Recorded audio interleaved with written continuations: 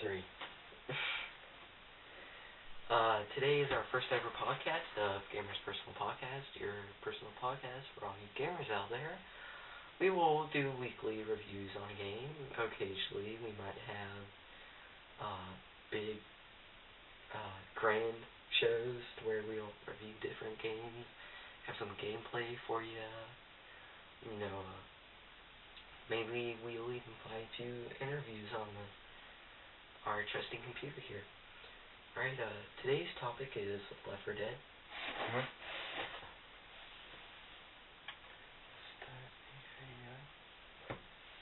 Okay. I guess I'll talk first. Alright, well, the objective is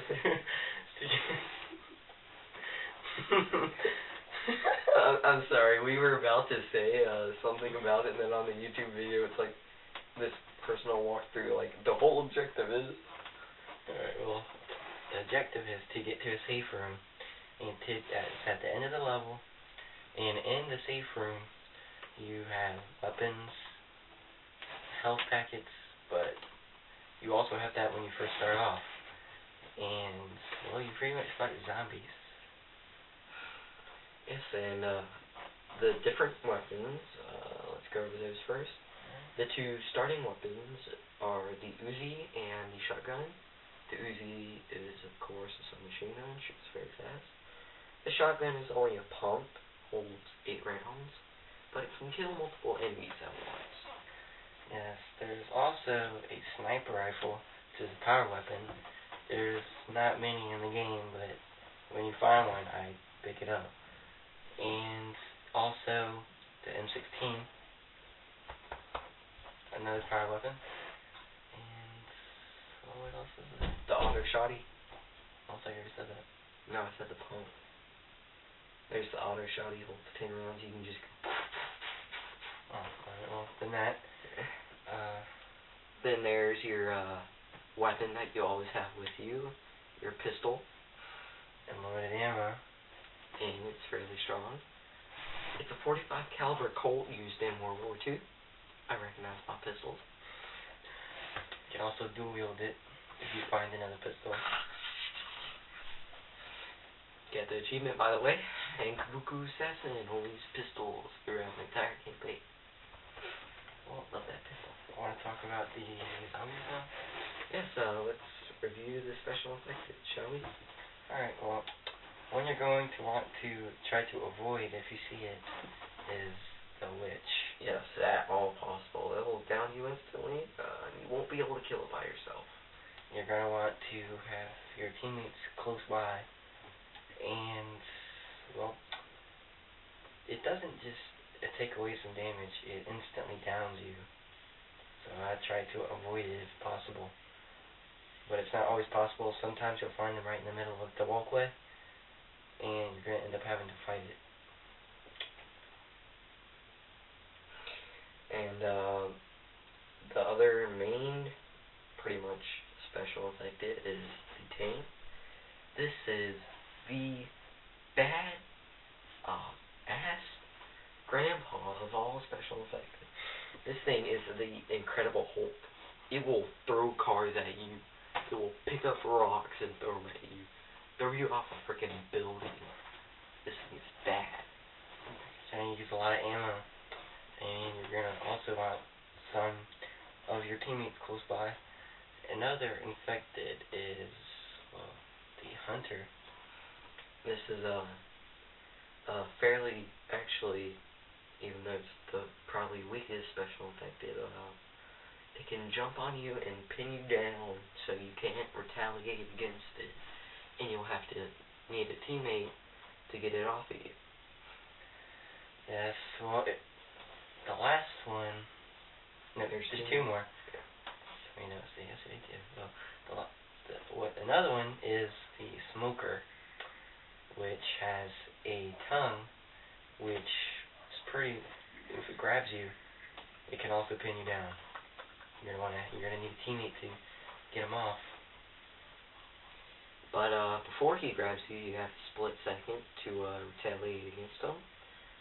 And if you don't kill within that pretty much second, Dude, I just snapped. I snapped for the first time in my life.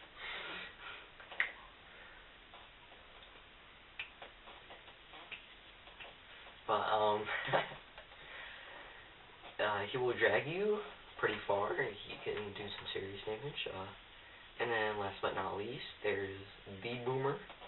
This thing is... He looks like a really fat dude. Let's put it that way. And he will... If he pukes on you, it will alert the horde, and they will attack you. Also, if he explodes on you by you killing him and he being too close, that will also alert the horde. So, this is definitely a zombie you want to keep your distance from, unless you be prepared for a fight. Very well. Here, 1 second, I gotta do something real quick. Alright, well, let's talk about the survivors. There is Bill, who's a crusty old war veteran. Lewis, I'm not really sure. He's a black office worker.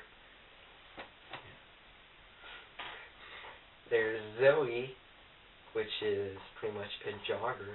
One that looks like you see at the park. And then, last but not least, there is Francis, the badass biker.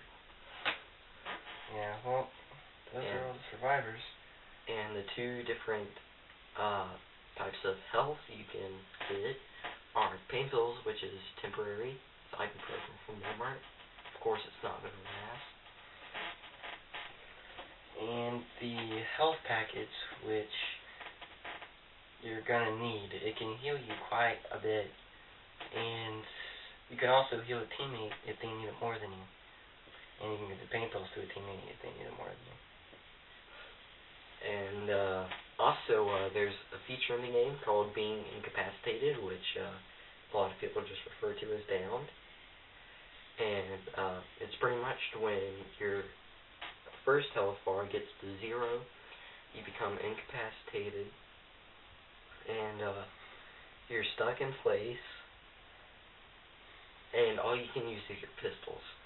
Yeah, well, until a teammate kills you, which takes quite a bit of time, and if the teammate that's healing you gets hurt by a zombie, the process of them healing you restarts. But if you die later on in the game, one of the survivors or teammates will find you in a closet. Yep, he came out the closet. We all did. Mm-hmm. Well, pretty much. Yeah, that's pretty much it for our Left 4 Dead game review.